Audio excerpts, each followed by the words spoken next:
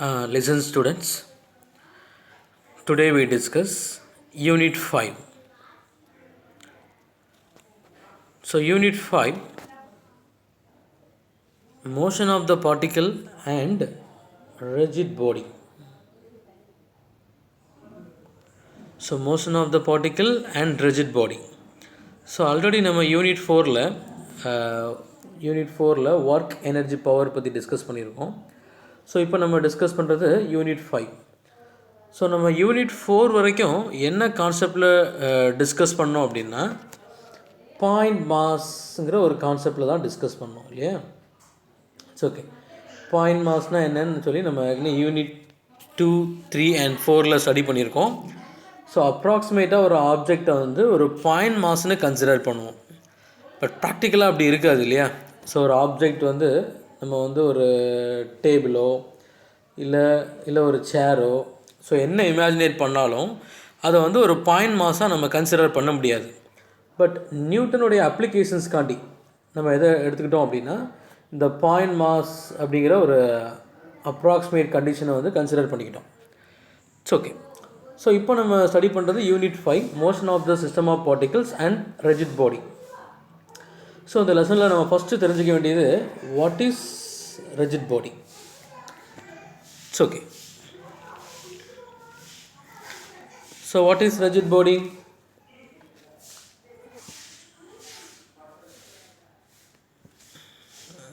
Listen. What is rigid body? The rigid body is one maintained in shape even when there is external force act on it. So அதுக்கு meaning என்ன?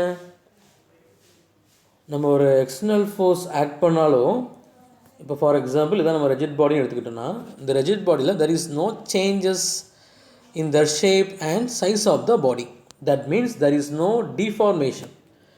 டிஃபார்மேஷனை பற்றி நம்ம Unit 7ல் டீட்டெயில்டாக படிப்போம். But நம்ம இந்த லெசனில் என்ன கன்சிடர் பண்ணுறோன்னா what is rigid body. So இதுவும் நம்ம எடுத்துக்கிட்ட ஒரு அப்ராக்சிமேட் கண்டிஷன் தான். ஸோ எந்த ஆப்ஜெக்ட்டும் வந்து ரிஜிட் பாடியாக இருக்காது. ஸோ இது ஒரு அப்ராக்சிமேஷன் தான். பட் கம்பேரிங் டு பாயிண்ட் மாஸை கம்பேர் பண்ணும்போது ரிஜிட் பாடிங்கிற ஒரு அப்ராக்சிமேஷனுங்கிறது நமக்கு இன்னொரு அடுத்த லெவலுக்கு இன்க்ரீஸ் பண்ணுது. அப்போ rigid body is one which maintain in shape even when there is external force act on it. It's okay. So இப்போ இதில் என்னென்ன பாயிண்ட்ஸ்லாம் நம்ம டிஸ்கஸ் பண்ணுறோம்? There is no deformation and inter atomic distance do not changes. It's okay. So inter atomic டிஸ்டன்ஸ்னால் எப்படி அதை இமேஜினேட் பண்ணுறது? ஸோ மேலே நான் ஒரு பாக்ஸ் மாதிரி ஒரு டயக்ராம் இருக்கு இல்லையா. ஸோ இந்த டயக்ராமில் வந்து நான் 2 டாட் வச்சுருக்கேன். ஸோ இந்த rigid body is made up of n number of particles. So அந்த பார்ட்டிகிளுடைய நேமை தான் நான் r∗i எடுத்திருக்கேன். இன்னொரு பார்ட்டிகிள் வந்து r∗j. ஸோ அப்போ ரிஜிட் பாடிங்கிறது நம்ம மைக்ரோஸ்கோபிக் லெவலில் போய் பார்த்தோம் அப்படின்னா த inter atomic distance do not changes. That means r∗i minus r∗j is always constant. So அப்போ நம்ம வந்து இதை கிராஃபிக்கலாக ரெப்ரசன்ட் பண்ணி கூட பார்க்கலாம். ஸோ இப்போ நான் வந்து எப்போதுமே பொசிஷன் வெக்டாரில் ரெப்ரசன்ட் பண்ணுவோம் இல்லையா. ஸோ இப்போ இது வந்து மேபி நான் வந்து r∗i எடுத்துக்கலாம். It's vector quantity. ஸோ இது வந்து r∗j. So the distance between the two inter atomic distance வந்து எப்போதுமே மாறாது நம்ம கன்சிடர் பண்ணக்கூடிய ரிஜிட் பாடியில். It's okay. ஸோ இப்போ what is rigid body? So நமக்கு Unit 5ல் ரொம்ப முக்கியமான 2 mark question is maintain in shape and size even when there is no external force act on it. There is no deformation. In microscopic லெவலில் போனால் the inter atomic distance do not changes. It's okay. So next நம்ம இதுக்கு முன்னாடி வரைக்கும் என்ன கான்செப்டில் study பண்ணோன்னு பார்த்தோம்? பாயிண்ட் மாஸுங்கிற ஒரு கான்செப்டில். ஸோ இதில் பாயிண்ட் மாஸும் ஒரு அப்ராக்சிமேட் கண்டிஷன் தான், ரிஜிட் பாடியும் ஒரு அப்ராக்சிமேட் கண்டிஷன் தான். பட் கம்பேரிங் டு பாயிண்ட் மாஸை விட rigid body is better. It's okay. So நம்ம பாயிண்ட் மாஸ்ன்னு டிபெண்ட் பண்ணி இந்த டயக்ராம் பாருங்கள். இந்த டயக்ராம் நமக்கு எதை காட்டுது? நான் வந்து ஒரு மார்பிள்ஸ், ஒரு கோலி குண்டு எடுத்துக்கிறேன்னு வச்சுக்கலாம். மார்பிள்ஸ். ஸோ அந்த மார்பிள்ஸை நான் தூக்கி எறியுதேன். with respect to some angle. So இப்போ அந்த வித் ரெஸ்பெக்ட் டு ஹரிசன்டல் டைரக்ஷன்ஸில் ஒரு ஆங்கிளில் த்ரோ பண்ணுறேன். அப்போ அதோடைய பாத் எப்படி இருக்குது, எனக்கு பேரபோலிக் பாத்தாக இருக்குது இல்லையா. ஸோ இப்போது நான் வந்து ஒரு பாயிண்ட் மாஸுங்கிற ஒரு அப்ராக்சிமேட் கண்டிஷனில் ஒரு ஆப்ஜெக்டை தூக்கி எறியும்போது ஓகே. ஸோ அதே இது நம்ம ரெஜிட் பாடிங்கிற ஒரு அப்ராக்சிமேட் கண்டிஷன்ஸில் நம்ம ஒரு ஆப்ஜெக்டை தூக்கி எறிதுன்னு வச்சுக்கலாம். நீங்கள் புக்கில் பார்த்தீங்கன்னா ஃபிகர் 5.1. ஸோ அங்கே வந்து ஒரு இந்த மாதிரி ஒரு பேட் டயக்ராம் கொடுத்துருப்பாங்க. ஓகே. ஸோ இப்போ இந்த பேட்டை நம்ம தூக்கி போட்டோம் அப்படின்னா அதோடைய மோஷன் எப்படி இருக்கும் அப்படிங்கிறத நான் இங்கே ரஃபாக வரைஞ்சிருக்கேன். ஸோ அப்போ அப்படி தூக்கி போடும்போது அது வந்து வெவ்வேறு பாதையில் வந்து மூவ் ஆகும். அது வந்து அவ்வளோ ஈஸியான பாத்தாக இருக்காது. ஸோ அது வந்து காம்ப்ளிகேட்டடான ஒரு பாத்தாக இருக்கும். அப்போ இதில் எப்படி நம்ம அதோடைய பேரபோலிக் மோஷன் எப்படி அனலைஸ் பண்ணுறோம் அப்படின்னா, இதில் ஒரே ஒரு point. So under gravity the only one point follow parabolic. So அதை நான் உங்களுக்கு மென்ஷன் பண்ணி இப்போ காமிக்க பாருங்கள். ஸோ ரவுண்ட் பண்ணி காமிக்க பாருங்கள். ஸோ அந்த ஒரு பர்டிகுலர் பாயிண்ட் நான் டாட் வச்சுருக்கேன் இல்லையா, அந்த ஒரே ஒரு பர்டிகுலர் பாயிண்ட் மட்டும் என்ன பாத்தில் இருக்குன்னா பேரபோலிக் பாத்தில் வந்து இருக்குது. பேரபோலிக் பாத்தில் வந்து இருக்குது. It's okay. அப்போ தட் பாயிண்ட் நம்ம என்ன சொல்கிறோன்னா we call it as centre of the mass.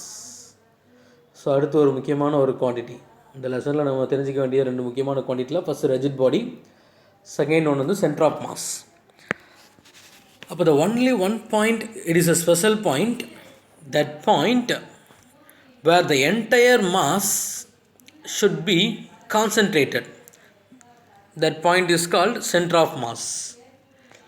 So okay, so next நம்ம center of massங்கிற இன்னொரு 2 மார்க் கொஸ்டின்ஸ்க்கு வரோம். ஸோ சென்டர் ஆஃப் மாஸ்னா என்ன, it is a special point நம்ம டிஸ்கஸ் பண்ணோம் இல்லையா, where the entire mass of the body appears to be concentrated. இப்போ for example இப்போ நான் வந்து ஒரு சர்க்கிள்னு போட்டுக்கிட்டேன்னா இந்த சர்க்கிளோடைய சென்டர் ஆஃப் மாஸ் எங்கே இருக்குன்னா இதோடைய சென்டரில் இருக்கும். இல்லை நான் வந்து ஒரு லாங் வந்து ஒரு யூனிஃபார்ம் ராட் எடுத்துக்கிறேன். இப்போ இதோடைய சென்டர் ஆஃப் மாஸ் எங்கே இருக்குன்னா இதோடைய சென்டரில் இருக்கும், அப்படியே மையத்தில் இருக்கும். So okay, it is. அப்போ நான் ஒரு பொருளை தூக்கி எறியும்போது லிசன், இந்த கிராஃப் பாருங்கள். ஒரு பொருளை நம்ம தூக்கி எறியும்போது it is a special point. So அந்த பாயிண்ட்டு மட்டும் தான் நமக்கு என்னவாக இருக்குது, நான் ரவுண்ட் பண்ணக்கூடிய அந்த பாயிண்ட்டு மட்டும் ஒரு பேரபோலிக் பாத்தை வந்து எக்ஸ்பீரியன்ஸ் பண்ணுது. அப்போ that special point is called centre of mass of the body. So அப்போ ஒவ்வொரு ஆப்ஜெக்ட்டுக்கும் ஒரு சென்டர் ஆஃப் மாஸ் இருக்கும். ஸோ அதை நம்ம கேல்குலேட் பண்ணுறது தான் இந்த லெசனுடைய ஒர்க்கே.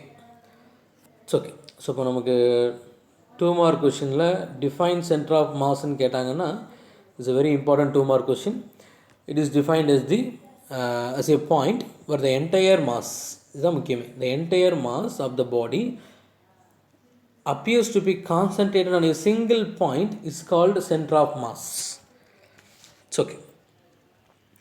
ஸோ சென்டர் ஆஃப் மாஸை நம்ம டிஃபைன் பண்ணுறதுக்கு ஸோ 2 கேட்டகரியாக ஃபஸ்ட் நம்ம அதை பிரிச்சுக்கிறோம். ஸோ ஒன்று வந்து டிஸ்க்ரீட் மாஸ், இன்னொன்று வந்து continuous mass. It's okay. So இப்போ டிஸ்க்ரீட் மாஸ் நம்ம எப்படி புரிஞ்சுக்கிறது, இதை வந்து நம்ம ஒரு பாயிண்ட் மாஸோடைய அப்ராக்சிமேஷன்லேயே கூட அனலைஸ் பண்ணிக்கலாம். It's okay. ஸோ இப்போ நம்ம ஸ்டடி பண்ணுறது 11th and 12th இல்லையா. ஸோ இப்போ நம்ம கார்ட்டீசியன் கோஆர்டினேட்ஸை டிபெண்ட் பண்ணி ஸ்டடி பண்ணுவோம். It's okay. ஸோ இப்போ இது வந்து எக்ஸ் ஆக்சிஸ், இது ஒய் ஆக்சிஸ், இது இசட் ஆக்சிஸ். ஸோ இப்போது நான் வந்து ஒரு எப்படி கன்சிடர் பண்ணிக்கிறேன், இந்த M1, M2, M3 ஸோ எல்லாமே வந்து ஒரு பாயிண்ட் மாஸ். ஸோ அதோடைய பொசிஷன் வெக்டாரை வந்து R1, R2, R3ன்னு எடுத்துக்கிறோம். இப்போ இந்த டிஸ்க்ரீட் மாஸோடைய சென்டர் ஆஃப் மாஸை நம்ம எப்படி கேல்குலேட் பண்ணுறோம் அப்படின்னா, ஸோ அதோடைய பொசிஷன் வெக்டார் இன்ட்டு அதோடைய mass M1 into R1 vector. So இப்போ நம்ம கேல்குலேட் பண்ணுறது அந்த ஆப்ஜெக்டோடைய டோட்டல் சென்டர் ஆஃப் மாஸ். அப்போ is equal to M1 into R2 plus they have n number of particles. Okay. அப்போ M1 into Rn divided by M1 plus M2 plus M3 they have n number of particles Mn. It's okay. So இப்போ ஒரு centre of mass calculate பண்ணுறதுக்கு இந்த மாதிரி நம்ம approximate conditions ஒரு discrete மாஸ்ன்னு எடுத்தோம்னா இதில் வந்து நம்ம என்ன எடுத்துக்கிறோன்னா ஒரு பாயிண்ட் மாஸுங்கிற ஒரு அப்ராக்சிமேட் கண்டிஷனில் தான் அதை எடுத்து நம்ம ஸ்டடி பண்ணுறோம். ஸோ அப்படி ஸ்டடி பண்ணும்போது அவருடைய பொசிஷன் வெக்டார் எல்லாமே நம்ம நோட் பண்ணுறோம். They have n number of particles. So இந்த ஆப்ஜெக்டில் they have n number of particles. அப்போ உடைய சென்டர் ஆஃப் மாஸோடைய பொசிஷன் வெக்டார் என்ன அப்படிங்கிறத ஸோ நம்ம ஈக்குவேஷன்ஸை ரெப்ரசன்ட் பண்ணியிருக்கோம். ஸோ இந்த ஈக்குவேஷன்ஸை நம்ம எப்படி ரீஅரேஞ்ச் பண்ணிக்கலாம், இந்த ஃபார்மெட்டுக்கு கொண்டு வந்துடலாம் இல்லையா.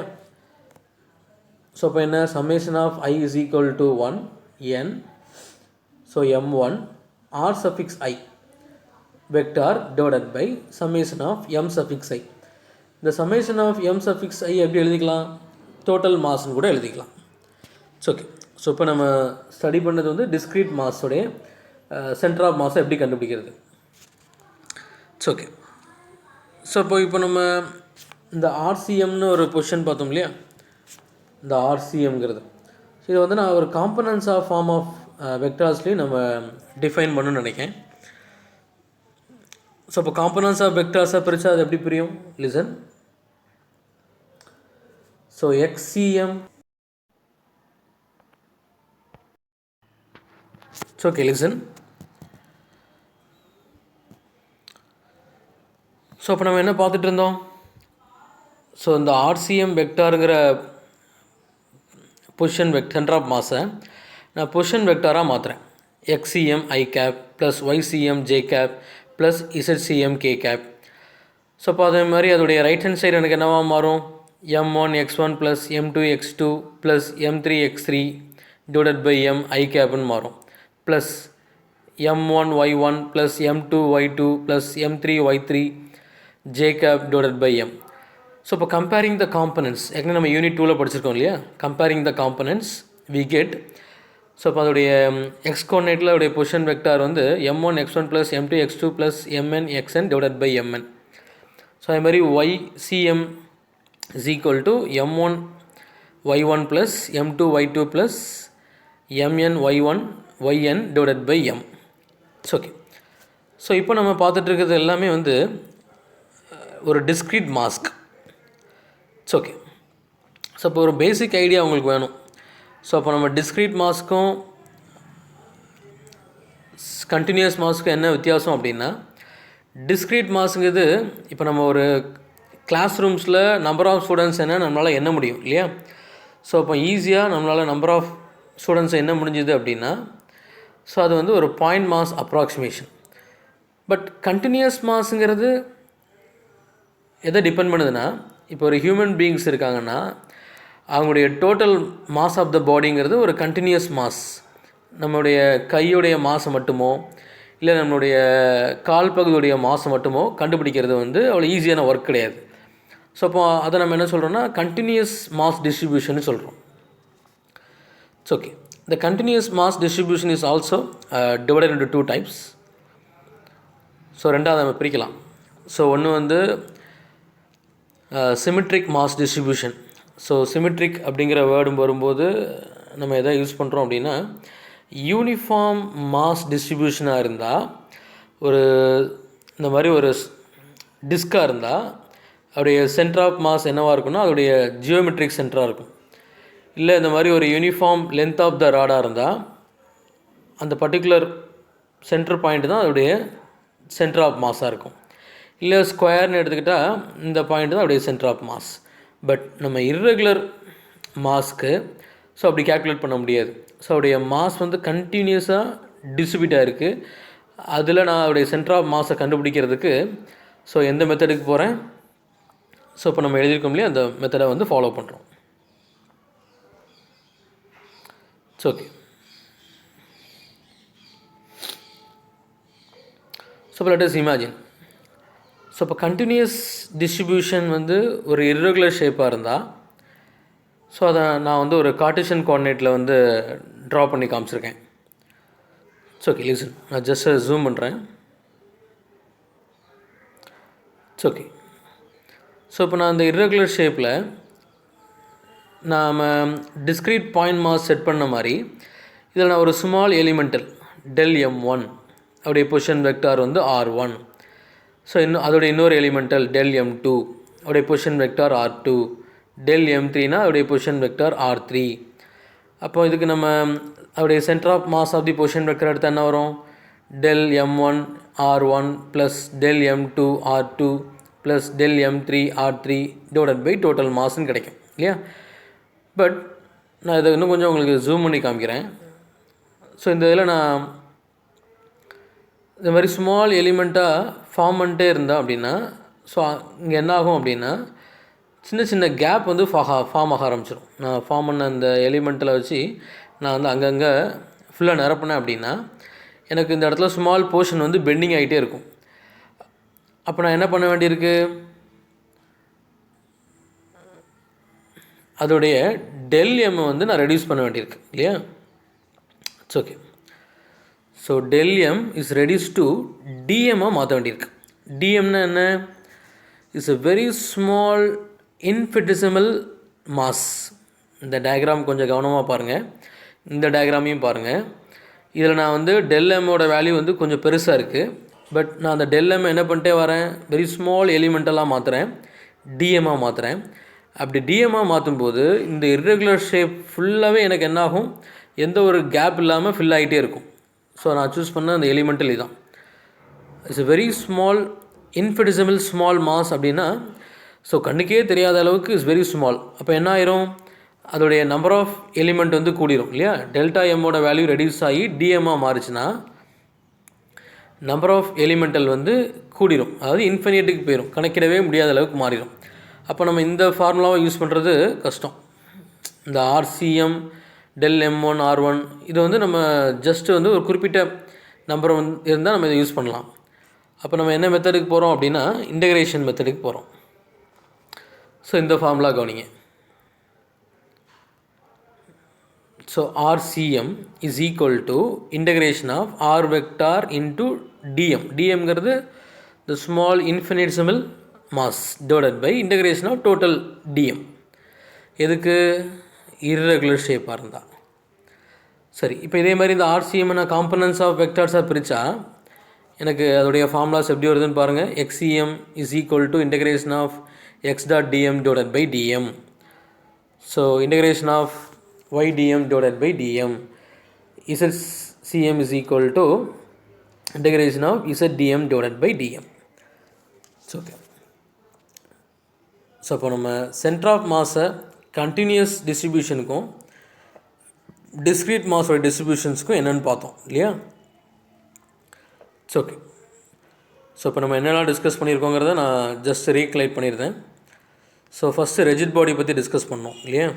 ஸோ ரெஜிட் பாடி ஒரு 2 மார்க் கொஷின். ஸோ அதுக்கடுத்து பாயிண்ட் மாஸுங்கிற ஒரு approximate condition. So rigid body is also ஒரு அப்ராக்சிமேட் கண்டிஷன்ஸ். It's okay. அதுக்கடுத்து நம்ம என்ன கான்செப்ட்டுக்கு வரோம்? சென்டர் ஆஃப் மாஸுங்கிற ஒரு கான்செப்ட்டுக்கு வரோம். இது ஒரு இம்பார்ட்டன்ட் 2 மார்க் கொஸ்டின் இல்லையா? It's okay. ஸோ அதுக்கடுத்து சென்டர் ஆஃப் மாஸை டிஃபைன் பண்ணுறதுக்கு நான் discrete mass and continuous mass 2 எடுக்கேன். ஸோ டிஸ்க்ரீட் மாஸுங்கிறது நான் வந்து ஒரு பாயிண்ட் மாஸோடைய அப்ராக்சிமேஷனே இமேஜினேட் பண்ணி ஸோ அதில் வந்து அதோடைய சென்டர் ஆஃப் பொசிஷன் வெக்டார் என்னன்னு கண்டுபிடிக்கேன். ஸோ அதுக்கடுத்து நான் கண்டினியூஸ் டிஸ்ட்ரிபியூஷன்ஸ்க்கு போகும்போது அங்கே வந்து பை சிமெட்ரிக் அதோடைய மாஸ் டிஸ்ட்ரிபியூஷன் யூனிஃபார்மாக இருந்தால் அந்த ஆப்ஜெக்டோடைய ஜியோமெட்ரிக் சென்டர் தான் அதோடைய சென்டர் ஆஃப் மாஸாக இருக்குது. பட் இர்ரெகுலர் மாஸ் டிஸ்ட்ரிபியூஷனாக இருந்தால் அப்போ அதுக்கு நம்ம என்ன ஃபார்முலா யூஸ் பண்ணணும் அப்படின்னு நம்ம அனலைஸ் பண்ணும்போது தான் ஸோ ஒரு லாஸ்ட்டாக ஒரு ஃபார்முலா நம்ம கண்டுபிடிச்சோம், இர்ரெகுலர் ஷேப்க்கான ஃபார்முலா. ஸோ இதை காம்பனன்ஸாக பிரித்தா இந்த ஃபார்முலாஸ் வந்து எப்படி மாறும்லாம் பார்த்தோம். It's okay. So okay students, thank you.